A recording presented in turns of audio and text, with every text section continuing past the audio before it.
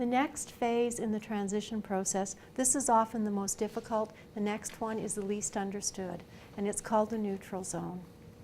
So this is from Marilyn Ferguson, Linus.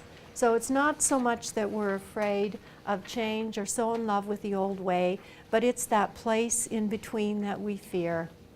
It's like being in between trapezes. It's Linus when his blanket is in the dryer. There is nothing to hold on to.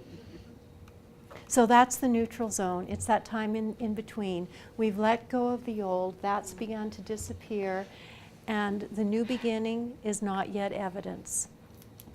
And if you think about this, and truly imagine this, you're a trapeze flyer, and you're the person who's the flyer. The catcher is over there, and at some point, the person lets go, and you're in midair.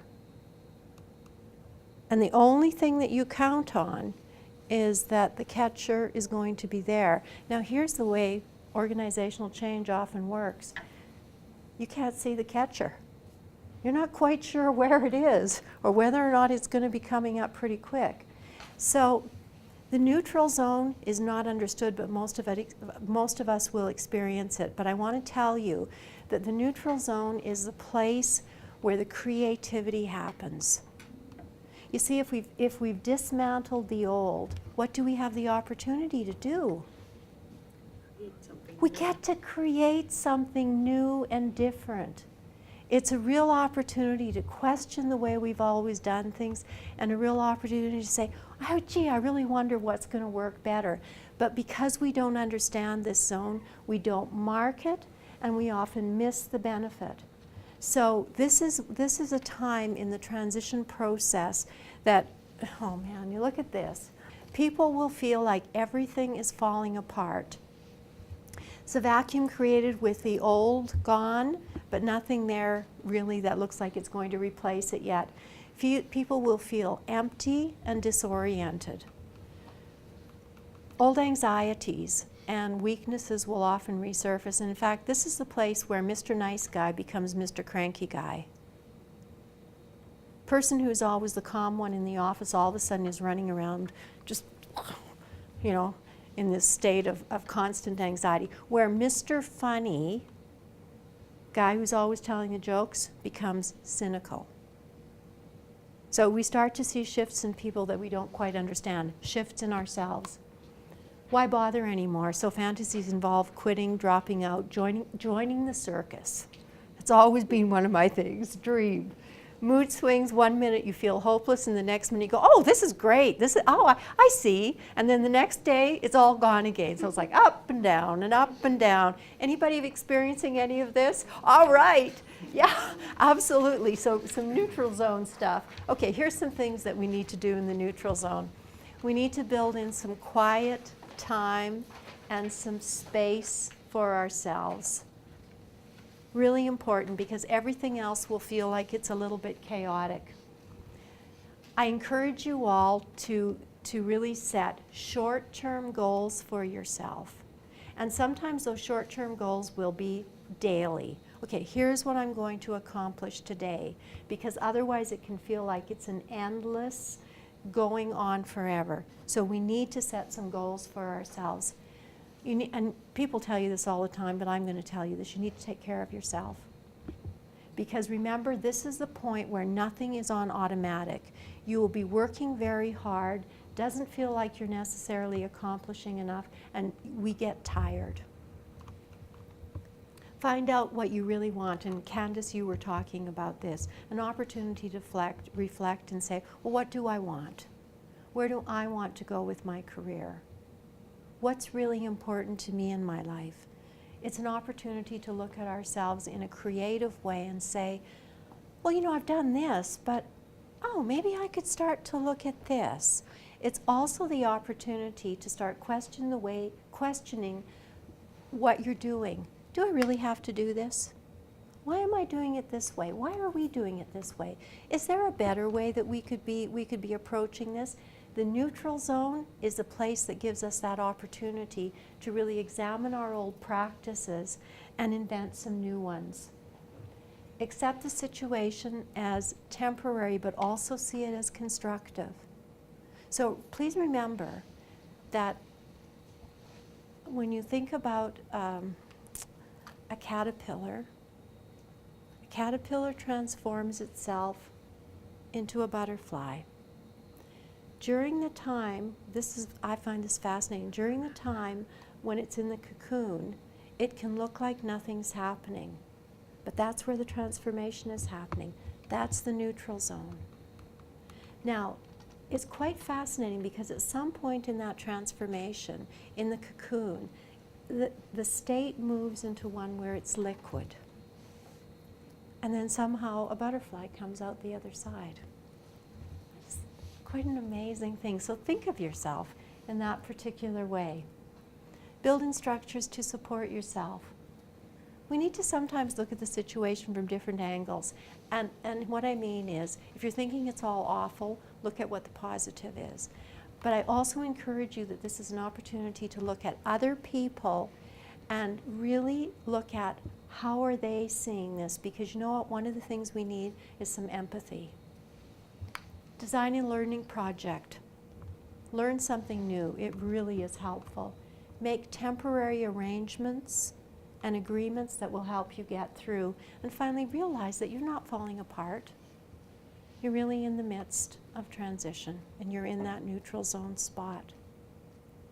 Now, unless we go through this neutral zone, and unless we go through the endings and the neutral zone, we can make the change, but never make the transition. I want to give you an example of that. Young professor got a teaching assignment at Harvard. It was temporary. Only stayed there for a short period of time, and then he moved to a smaller, less prestigious university. And when he marked his grades, he used to give 2 marks on every paper. 1 was the mark that they would have got at Harvard, and the other one was the mark that they got at that university. That's an example of somebody who made the change, but never ever made the transition. How popular do you think he was?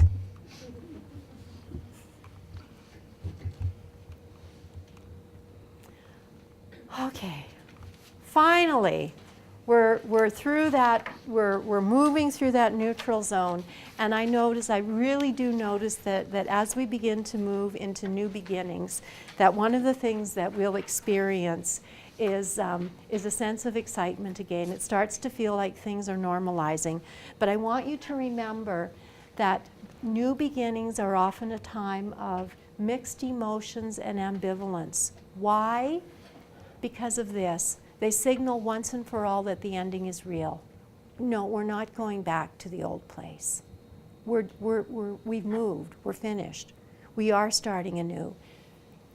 It's also going to represent a gamble because we don't know for sure whether or not the new beginning is going to work.